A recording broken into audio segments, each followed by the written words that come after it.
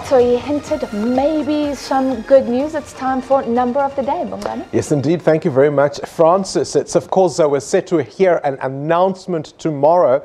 Some things do seem to keep going up, like, of course, the prices we pay in shops. And that's what the number of the day is all about. The pace at which the prices of things are rising and affecting the cost of living. We are talking about inflation. So here it is, 4.9%.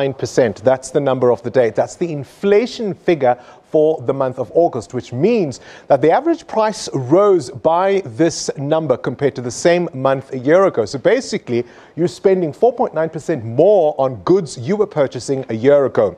The inflation number is lower than expected, which is, of course, good news for the economy. We haven't had much of it of late, and as you'll know, part of economic management is to ensure that prices do go up, but do so at a slow and certainly at a steady pace. And of course, this figure is well within the Reserve Bank's target range of between 3 and 6%.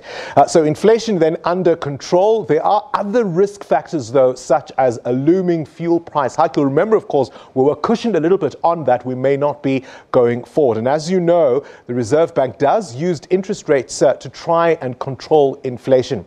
So this lower than expected inflation figure then does give the Reserve Bank space to hold off on hiking interest rates. And we know that announcement is set to be made tomorrow. So that's our number of the day.